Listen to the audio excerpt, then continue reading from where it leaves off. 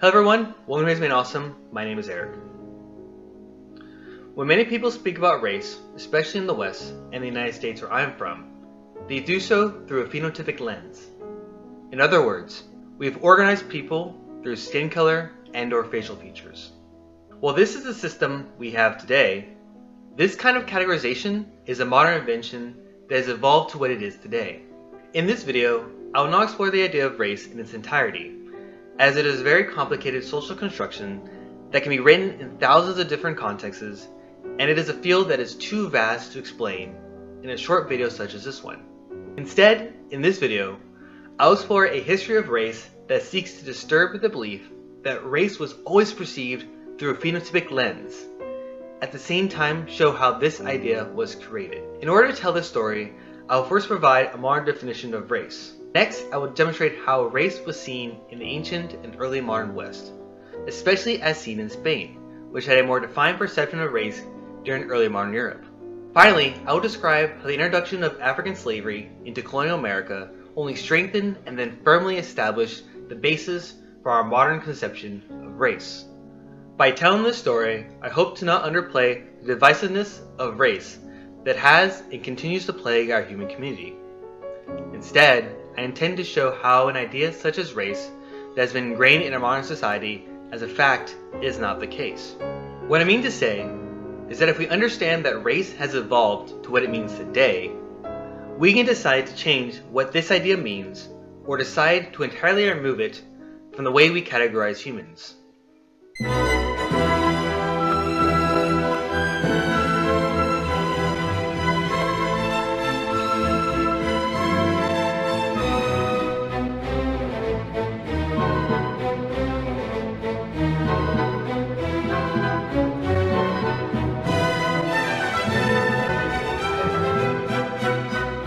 To begin this discussion on race, I would like to provide a modern definition of race. This definition comes from Karen E. Fields in her book Racecraft, where Fields cites the historian and philosopher Kwame Anthony Appiah. The term race stands for the conception or the doctrine that nature produced humankind in distinct groups, each defined by inborn traits that its members share that differentiate them from the members of other distinct groups of the same kind, but of unequal rank. To explain this idea, Fields provides an example of how the 19th century racial theorist William Z. Ripley used science and data in order to organize Europe into a hierarchy of different races, with these being the Teutonic, Alpine, and Mediterranean races. In other words, race is a tool that was developed by Europeans in order to organize and codify the world around them. While this is the case, race is seen through different contexts and different lenses depending where someone was born and where they were raised. Fields further supports this idea by providing examples of how people who have grown up in the United States have a particular view of race that is different from how other countries view race. One example Fields provides is a situation where a female African American professor sees a black slave kneeling and in chains in a church in Bordeaux. The locals, on their hand, are surprised by this notion and do not agree with her that the figure in the church is a slave. This example helps demonstrate that how people define and characterize race is dependent where and when someone was raised. In that, when the African American woman is confronted with the image of a black person in chains, she automatically assumes that the person in the image is a slave. The same cannot be said for the people in the local area who are from France. The reason for this is because the African American woman comes from a place where the enslavement of Africans and the result from this action is a deeply embedded part of American history, and the same cannot be said for France. While this is the case, the modern conception of race has been transformed into an idea that focuses on one's phenotypic qualities, with a person's skin color garnering a lot of the attention. The Black Lives Matter movement being a good example of this modern perception of understanding race. While this is the case in our modern world, the early modern and even ancient conception of race does not share the same coherent perception. Before we get to this perception of race, it will be important to note that the modern idea of race is heavily connected to the idea of a nation or the nation state. Eric D. White, in his book Century of Genocide, Utopias of Race and Nation, demonstrates this idea when he writes the United Nations Human Rights Declaration argues that every race has a right to nationality. Whites challenge this idea by arguing that the categories of race and nation are not in fact self-evident. They are not natural, timeless ways of understanding human difference and of organizing political and social systems. It is from this perception that we will begin our exploration of race. The best place to begin our examination of race can be seen with the Greeks and the Israelites, as they were the earliest and most prevalent of the cultural groups in the West, to discuss the uniqueness of their own identity. White writes, in his histories written in the 5th century BCE, the historian Herodotus marked out the chasm that lay between the civilized Greeks and their barbarian neighbors by depicting, for example, the brutal customs of the Scythians, who lived as nomads and decorated their horses with the scalps of their victims.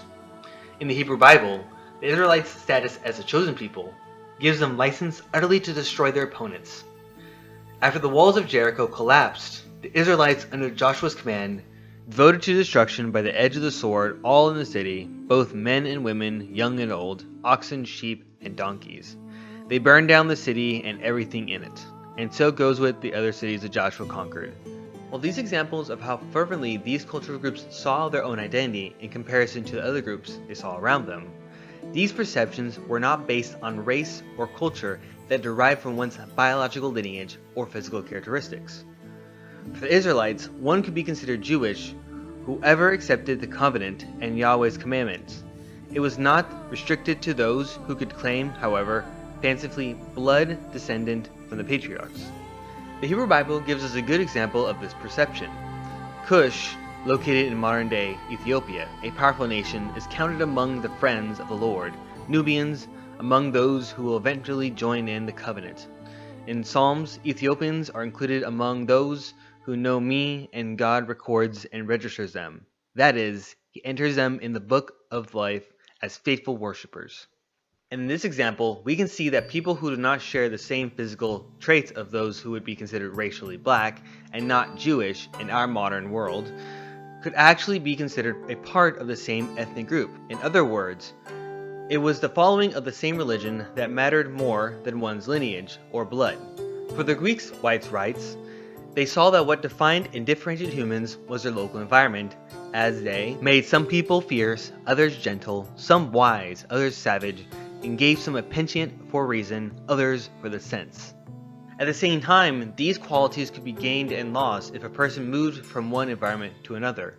An example is provided by Herodotus, who wrote that when the Scythian traveler Anacreus returned home after travels in Greece, he was killed because he adopted Greek ways, and a similar fate awaited the Scythian king Sklaus when his followers found him celebrating the rites of Dionysus. From this point of view, one's core identity can fluctuate and change depending on where a person lived and how they went about their life in the environment they lived in. White states, culture and customs could be adopted or abandoned. They were not natural to the physical body, and nothing prevented the intermixing of groups.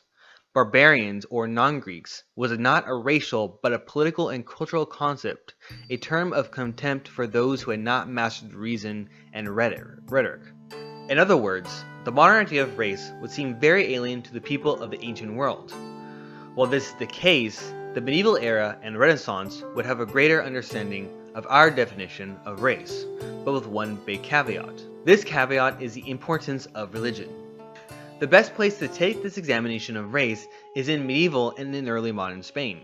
The reason why Spain is a good case study for this perception of race is because Spain was one of the most culturally diverse places in early modern Europe, and saw the development of ethnic division and ethnic cleansing program by the Spanish rulers, most notably by those of Castile, who would form the basis of what we now know as Spain. This ethnic diversity came about following the Muslim conquest of the Iberian Peninsula in 711 AD, in which the Umayyad dynasty replaced the largely Visigoth and Catholic rulers as the hegemonic powers on the Iberian Peninsula. This situation would begin to change in 11th century AD, as the Catholic kingdoms of the peninsula took advantage of the infighting amongst the Muslim rulers, and conquered much of the land that had been taken several centuries before.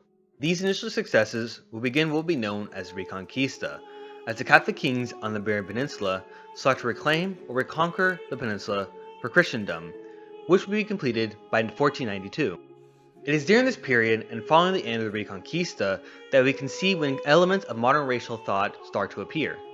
During the early modern period in Spain, race was seen through the lens of limpieza de sangre, or purity of blood, which was mainly focused on the idea of one's religious lineage. During this period in Spanish history, this idea meant that a person living in Spain was meant to be Catholic, and that if you were a new Christian or someone who had recently converted to Catholicism from either Islam or Judaism, you were seen with large amounts of skepticism and not truly considered Spanish. The reason for this idea was due to the large amounts of inner turmoil that Europe and the Iberian Peninsula were going through with changing economic patterns and the devastation brought by the Black Death. This environment made it very dangerous to be Jewish or Muslim, as they were targeted both physically and socially as scapegoats for this turmoil. In 1391, in early modern Spain, these attacks were the most violent and the most profound, particularly against Jews, which led to mass conversions to Christianity in order to escape persecution. By doing this, these converts were not only able to escape persecution by the Catholic majority, but were given a lot of social benefits, like being able to hold public and ecclesiastical offices, or live wherever they pleased. While this became the case, there was another side effect, as Maria Elena Martinez explains in her book Genealogical Fictions. The side effect of these mass and sudden conversions created the impression among contemporaries that they had been insincere. In other words, it was believed that these new Christians did not take on the religion seriously, and only converted for the social benefits that came with becoming Christian. It is this stance that would take hold not only by the everyday older Christians, but also the ruling government, especially in the Kingdom of Castile, centered in Toledo. One of the famous examples of how the government acted on this perception was through the Spanish Inquisition, which was charged with the enforcing of religious uniformity by rooting out those who were secretly Jewish and not true Christians, that they believed would subvert the Catholic state in the Iberian Peninsula. While religion was a major identifying mark of contention, a person's cultural practice played a large part as well during this time. As Martinez writes, whether for Christians, Jews, or Muslims, spirituality was not confined to a few spheres of life during the late medieval or early modern period, and precisely because culture and religion were compartmentalized into different domains, conversion to Christianity meant more than disavowal of old beliefs and a commitment to new ones. It also implied dramatic changes in ancestral traditions, habits, and rituals. For example, Jews who converted to Christianity were expected to radically alter practices related among things to diet, clothing, and hygiene. Even though these things were not directly considered heretical or challenged church doctrine, by not using clean linen or clothes on certain days of the week, by refusing to eat pork or work on Sundays, by lighting candles on the Sabbath, and many other social practices, these were all indications of a commitment to Judaism, Jewish law, and a Jewish way of life. The reason for this perception during the late medieval and early modern era was due to the fact that religion was not just a system of beliefs and thoughts, but also the way in which one lived their daily life. While this perception of race may be seen as significantly different than the modern perception of race, this idea is not the case, as the Spanish began to believe that certain religious identities, such as Jewishness, was a biologically inherited trait that one received from their parents. This perception is explored in David Dierenberg's chapter titled Race, the Middle Ages, and the Case of Spain and its Jews. In this chapter, Nuremberg re-examines the idea that true racism came about in the 18th and early 19th century, when science began to take shape as a dominant source of knowledge in European society, by exploring how race transformed in Spain from 1391 to 1492. What he finds during his examination of Jews living in the early modern era of Spain is that words like raza and linaje, and their conjugates in the various Iberian Romance languages, were already embedded in identity and biological ideas about breeding and reproduction in the first half of the 15th century. What he is trying to say is that the perception of purity of blood, or limpieza de sangre, was an understanding of race that is very similar to how race would be perceived in the 18th and 19th century, which was seen as the birth of modern racial thought and modern racism. The importance of biological inheritance being that similar trait in both ideas. Nuremberg provides a good perception of this logic when he gives an excerpt from a government official in 1483 Toledo, who wrote, "You can always tell a person's roots," he explains, For those who descend from a good stock are incapable of deviating from it, whereas those of base stock cannot transcend their origins, regardless of whatever money, wealth, or power they may obtain. The reason for this, he asserts, are natural. The son of an ass must bray. This can be proven, he suggests, by an experiment. If one were to take two babies, one a son of a laborer, the other a knight, to rear them together on a mountain together, in isolation from their parents, one would find that the son of the laborer delights in agricultural pursuits, while the son of the knight takes pleasure only in feasts of arms and equestrianship. Esto per causa naturaleza. Those you will see every day in the place where you live, that the good man of good rasa always returns to his origins, whereas the miserable man of bad rasa or lineage, no matter how powerful or rich, will always return to villainy from which he descends.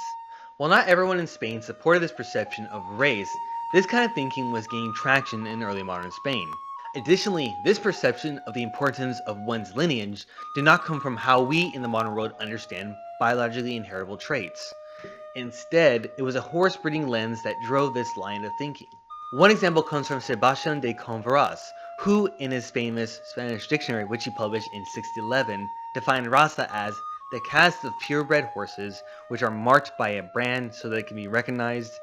Race in human lineages is meant negatively, as in having some race of Moor or Jew. Niebuhr is quick to point out that this perception can be seen throughout Europe, as in 1538, Jacobus Salutis would urge readers of his child-rearing manual that what is done with horses and dogs should also be done with men, so that out of good parents there might be born a progeny useful to both the king and the fatherland. Lastly, Joachim du Bellay in 1559 admonished the French Parliament in a similar vein. For if we are so careful to preserve the race of good horses and of good hounds for the chase, how much more should a king carefully provide for the race which is his principal power? It was the connection of these ideas that gave the early modern Spanish the perception that newly converted Jews and Muslims could not be accepted as members of the Spanish community. That is until they were Christians who gave birth to more Christians, as it was perceived by biology and culture were inherently tied together. This idea became the basis for the modern conception of race and racism. However, the Spanish late medieval and early modern perception of race was squarely focused on religion and not physical characteristics, which became central in the modern perception of race. Additionally, it is important to point out, for most of the medieval period, especially from the 8th century to the middle of the 12th century, that this perception of race was not very prevalent, and that the three religious groups lived in relative harmony with one another. Although, as previously shown, this era had ended by the 1400s. Before we get to the elements that led directly to the modern perception of race, specifically the focus on physical characteristics as a way to organize humanity into different groups, there is one perception of early modern racial thought. This relationship is between the language of race and the perception that the European nobility had about themselves, which can be found in Guillaume Albert's The Blood of France, Race and Purity of Blood in the French Atlantic World. One example that he provides comes from the historian Arlette Joanne, who argues that during the 6th, 10th, and 17th centuries, the conflict between the old and new nobility, those who purchased their title of nobility, as well as numerous revolts pitting commoners against the local elites, led to an increasing emphasis on lineage or race as the organizing principle of social order. By the second half of the 16th century, the term race began to be used interchangeably with blood to express the notion of family or lineage, whereas old noble families had the reputation of disposing of the most purified blood, newly ennobled individuals, as well as commoners who are said to harbor a stain confining them to a naturally inferior and submissiveness. Albert provides some quotes of this kind of thinking in action during the period, such as, "Only those men extracted from generous and virtuous races and seeds," Nolan Pierre Saint Julien de Bolier insisted in 1588, "are the most worthy of honors and reverence, as nature teaches us and experience confirms." Another great quote comes in the States General in 1614, where one nobleman wrote, "The only true nobility," they reminded the king, "was composed of this well-purified blood of the most noble and most excellent part of your state, which had been bestowed unto them by the birth through many generations." This same kind of thinking not only took place in France, but also in Spain and throughout Europe.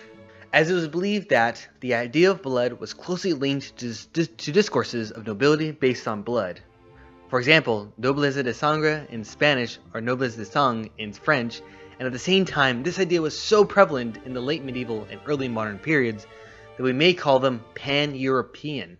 However, according to Martinez in her book Genealogical Fictions, the French idea of purity of blood that heavily focused on the idea of class, in that by separating the nobility and commoners as biologically different, did exist in early modern Spain. The Spanish early modern perception of purity of blood was heavily focused on religion and not class. Nonetheless, race was used as an ideological tool in early modern Europe to reinforce the nobility's legitimacy to rule, by arguing that it was the nobility that held the power in society due to their biological superiority over commoners. At the same time, it was believed that this status was kept only if the nobles did not dilute their blood and lineage by marrying or reproducing with members beneath their class, this class being the commoners of society. When speaking about the modern interpretation of race, this is an idea that already existed in some shape and form in the minds of early modern Europeans, and surprisingly, medieval Islamic writers. However, it wasn't until the founding of the New World in European colonization in the late 15th and 17th century that the modern interpretation of race became firmly established in Western thinking. In the Iberian context, James H. Sweet argues that the racist ideologies of the 15th century grew out of the development of African slavery in the Islamic world, as far back as the 8th century. One of the first examples they provides of how slaves were perceived during the height of the Islamic rule, the word abd and abidand, the traditional word for slave, embodied its legal meaning, but in the popular dialect, European slaves came to be called Mamelukes. The white Mamelukes commanded a higher price than the black abd, because he could bring a substantial Christian ransom or exchange for a Muslim captive. This perception was transferred to how each slave was treated, in that black slaves were assigned to the most arduous tasks, while white slaves were usually sent to do housework and were rarely sent to do back-breaking work. This was due to the fact that white slaves were a lot rarer, which was due to the fact that these slaves were usually attached to families with a lot more wealth. Still, this placement of worth on slaves began to be seen in the way in which Islamic writers perceived people of color, and that even though black slaves could be freed, they were still looked upon degradingly. An Islamic traveler from Baghdad, Ibn Hakul, wrote, when he arrived in Ghana in the 10th century, "I have not described the country of African blacks and the other peoples of the torrid zones, because naturally loving wisdom, ingenuity, religion, wisdom, justice, and regular government, how could I notice such people as these or magnify them by inserting an account of their countries?" In other words, this writer believed that the story of African blacks was one that he would not write in great detail, because they lacked the same level of civilization that his own culture held. This perception can be seen in medieval Iberia, where for much of the period, Islamic rule held most of the power on the peninsula. One Muslim scholar in the 12th century wrote, "For those peoples who live near and beyond the equatorial line to the limit of the inhabited world in the south, the long presence of the sun at the zenith makes hot air in the atmosphere thin. Because of this, their temperaments become hot and their humors black, and their hair woolly. Thus they lack the self-control and steadiness of mind, and are overcome by fickleness, foolishness, and ignorance. Such are blacks who live at the extremity of the land of Ethiopia, the Nubians, the Zong, and the like." While this outlook is similar to how Greeks understood that geography informed cultural traits, the only difference and the most important one was that during the medieval era, culture was reflected on the body of one's skin, which is determined by the environment of their ancestors. In other words, culture, for better or worse, was reflected on one's skin and cannot be changed. This kind of language would continue to evolve through time, and in the 15th century, a new paradigm was established, which equated black bodies with slavery. Sweet quotes the historian Ibn Hukunda, who asserted that the Negroes nations are, as a rule, submissive to slavery, because Negroes have little that is essentially human and possess attributes that are quite similar to those of dumb animals. The reason for this very strong language, according to Hukunda, was because most of the Negroes of the first zone, the tropics, dwell in caves and thickets, eat herbs, live in savage isolation, and do not congregate and eat each other. This language from Ogunda essentially placed Africans on the lowest rung of civilization. Similarly, this language would be picked up by white Christians on the Iberian Peninsula and throughout Europe. Before the discovery of the New World, white Christians on the Iberian Peninsula began to take on the language that had been developed by Muslim writers that held large amounts of influence and power in North Africa and in Iberia itself. Sweet writes that in Alfonso X's Cantininhas, a collection of short stories and songs that were made from 1221 to 1284, there's a story of a happily married couple who is threatened by a husband's jealous mother. What occurs is that while the wife is sleeping, her mother-in-law sent their black Moorish slave to go and sleep next to her daughter-in-law, then calls her son to witness the scene. The townspeople find the two victims guilty of adultery and take them to the town square to be burned at the stake. The wife is instead saved by religion and Christian intervention, while the Moor is allowed to burn. This is something that Sweet sees throughout the Cantininhas, and people with the darkest skin are the ones who are ridiculed and placed in a lower level society to those of white complexions. While it may seem that being a Christian, no matter what a person's skin color, would eliminate this kind of thinking, this is only partly true. Sweet introduces to us a Franciscan friar from the 14th century who wrote about his views of the African Christian population of Dongola by stating, "They are a country well populated of Christians from Nubia, but they are Negroes." Sweet's analysis of this quote is that while the friar notes that the Nubians are Christians, the friar chose to qualify his theological endorsement by noting their blackness. In other words, he states that they cannot be fully accepted as real Christians because of the color of their skin. At the same time, the friar's interpretation of this culture becomes very interesting, as the friar writes, "Pastor John rules over very great lands and many cities of Christians, but they are Negroes as to their skin and burn the sign of the cross with fire in recognition of baptism. But although these men are Negroes, they are still men of intelligence with good brains, and they have the understanding and knowledge." While the friar is technically saying complimenting words, he is still qualifying his statement by implying that these men are intelligent despite being black. Now, it may seem that white Christians and Arab Muslims spawned these ideas out of thin air, or that these statements were always around since time immemorial. This is not the case, as slavery and religion played a large part of the development of these ideologies. Additionally, how race and slavery was perceived by Muslims and then advanced by white Christians was not inherently the same. In Islam, Sweet writes, "Slavery was seen to be directly associated with religion since the beginning, as even the Prophet Muhammad held slaves." This perception of slavery had some key characteristics. First, Islamic law prohibited the enslavement of free-born Muslims. Moreover, no Christian or Jews living under the protection of an Islamic government could legally be enslaved. This situation meant that slaves needed to be found from outside sources, and the best place to find it was in sub-Saharan Africa. By the 11th century, this situation became even more poignant as Europe became more politically stable and more militarily organized, which made the ethnically fragmented nations of Africa a more inviting target for slaves. According to Sweet, this practice made blackness a metaphor for servitude. For white Iberians, a similar event occurred. Slaves before the completion of the Reconquista were usually taken as captives of raids and conquests from Muslim-controlled territories in the Iberian Peninsula. By the middle of the 14th century, not only was there a lack of Muslim-controlled territories to capture on the Iberian Peninsula, but the slave system that had made up the Mediterranean trade ecosystem had taken a large hit. As Sweet writes, "The trade in Caucasian slaves from the east was curtailed when only remaining bastion of Christian control over the Black Sea fell to the Ottoman Turks at Constantinople in 1453, and Ivan the Great rose to power in Russia in 1462. The Turkish restricted the sale of white-skinned Muslims to Western traders on religious grounds, and the emergence of a strong leader in Russia ultimately translated into a state protection from slave raids." This ending of the diverse slave trade in the Mediterranean had a major ramifications for black Africans, as Sweet argues. Political developments combined with religious, cultural, and racial imperatives to propel the Castilian shift to black slaves. Though blackness had long been considered a reliable indicator of servitude, most of Castile's slaves were Muslim and Caucasian. After the 1460s, the institution of slavery would be considered the preserve of black Africans. These factors resulted in Whereas blackness always had implied slavery in Castile, slavery now implied blackness.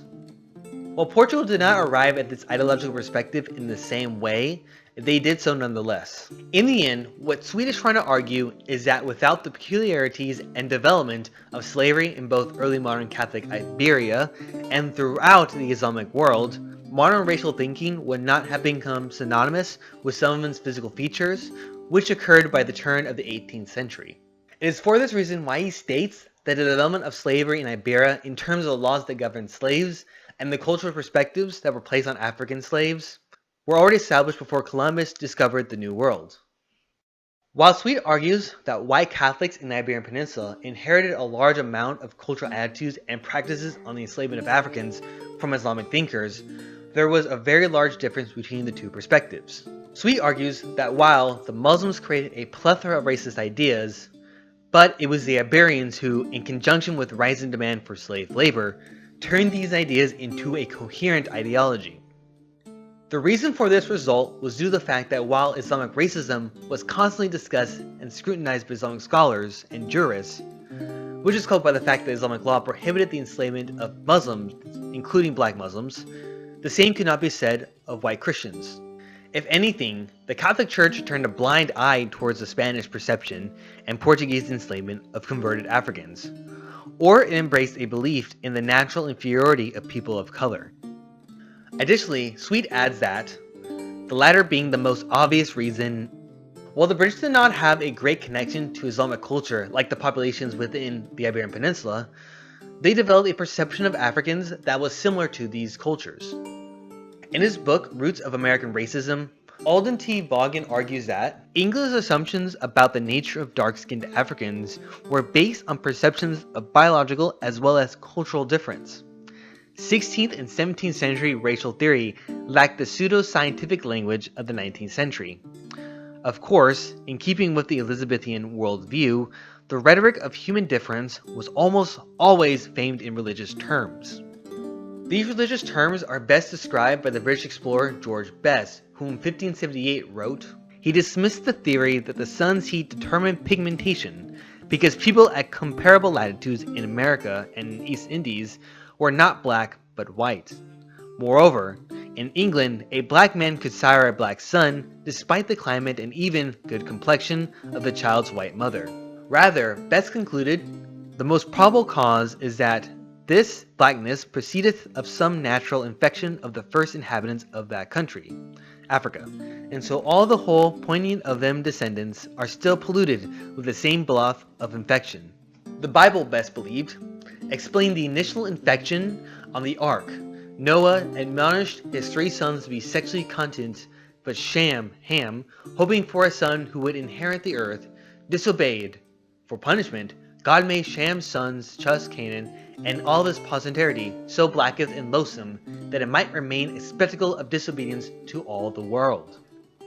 This religious explanation that God had chosen the people of Africa to be a sign of their inherent unworthiness, or to be God's true successors, or that their poor behavior at the beginning of time or Genesis led to a bloth or black skin, is an idea that was portrayed by both Islamic thinkers as well as Christian scholars in Iberia. A 10th century Persian historian named Tabari wrote, "Ham begets all black and people with crinkly hair, Japheth, all who have broad faces and small eyes, that is, the Turkic people, and Sham, the mythical ancestor of the Semites, all who have beautiful faces and beautiful hair, that is, the Arabs and Persians. Noah put a curse on Ham, according to which the hair of his descendants would not extend over their ears, and they would be enslaved wherever they were encountered." In Catholic teachings, the enslavement of Africans perpetuated this analysis of the Bible, as the Spanish and the Portuguese were given the right to commit these acts by the Church. Additionally, the Church itself invoked the Hamitic curse as a way to justify this kind of slavery. It also held that they saw that their Muslim enemies paved the way for this kind of logic, which legitimized their actions even more, no matter if their African slaves were Christian or not. It is for this reason that when Columbus landed in the Americas, he would write that the natives were the color of the canaries, neither black nor white, and that they would make good servants. From this point of view, we can see that Columbus is organizing his perception of humanity into three different races, those being black, white, and the color of the Canaries. An island in the Mediterranean, where the Portuguese were known to acquire servants and slaves in the 14th and 15th century, even before the Americas had fully established slavery. In the Americas, with the Spanish and the Portuguese having already established the idea of African slavery as a cornerstone of their empire and their perception of race for at least a century before the British established Jamestown in 1607, the British would begin their own project that was inspired by the Iberian empires and would take on the perception of race that still affects us today, especially in the United States. This British perception of race was situated upon the belief that blacks were inferior to white Europeans as a result of their skin color, as George Sandys, a prominent scholar and Virginia colonist, attested in 1615 that all of that complexion were descended from Chus, the son of cursed Sham. This kind of language, Vaughan argues, shows that the conjunction of slavery, largely in economic matter, and racism, largely in ideological matter, generated a system of bondage exclusively for a perceived branch of humankind, that the system was peculiar to Western Europe, America's colonies in the 16th century, and although there were traces of it in the mother countries as well. In other words, the plotting out of society into different races based on the physical color of one's skin or appearance by Europeans allowed for the enslavement of Africans, and the subjugation of the non-white races became the coherent ideology that would come to define the modern West. While the racism that targeted a person's skin color and appearance had existed before the rediscovery of the New World and was detailed by non-European cultures, it was not until Europeans in the 15th century that made this idea a perceived fact of the natural world. The rediscovery of the New World and European colonialism only strengthened and then firmly established these ideas through the enactment of laws and the use of pseudoscience, which can verbally be seen by the turn of the 18th century. While this is the case, it is important to note that this result was not destined to occur, and only happened due to a number of political, sociocultural, and economic factors coming together at the same time. While some might despair at this analysis, I choose not to, as I want to show with this video that the cultural environment that we live in today when it comes to race and racism has not always existed. And the fact that it did come into existence means we do have the power as a society to create a world that is more inclusive of difference. Thank you.